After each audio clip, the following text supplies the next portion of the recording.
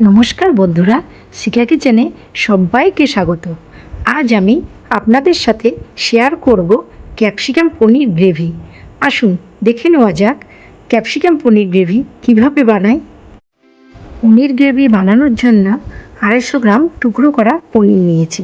কড়াইতে সাদা তেল গরম করে এই পনিরগুলো উল্টে পাল্টে 2 মিনিট ধরে ভেজে নেব। ভাজার সময় হাফ চামচ নুন দিলাম। 2 মিনিট ভাজা হয়ে গেছে, এবার পনিরগুলো তুলে নিলাম।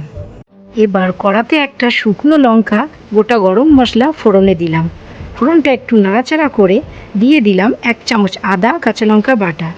আদা কাঁচা লঙ্কা বাটা 2 মিনিট ধরে কষিয়ে নেব, যাতে আদার গন্ধ না আসে।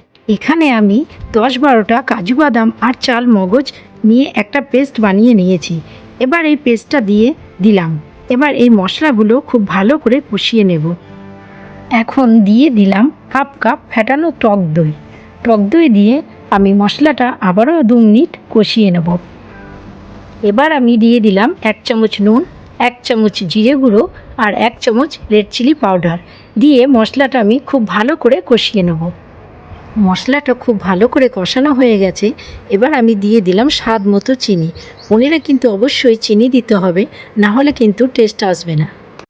একটা মিডিয়াম সাইজের ক্যাপসিকাম আমি টুকরো করে রেখেছিলাম, ক্যাপসিকামটা আমি দিয়ে দিলাম। মশলার বাটিতে হাফ কাপ জল দিয়ে জলটা আমি দিয়ে দিলাম। আগের থেকে ভেজে রাখা পনিরগুলো আমি দিয়ে দিলাম। পনিরগুলো দিয়ে আমি আরও 5 মিনিট ফুটিয়ে নেব।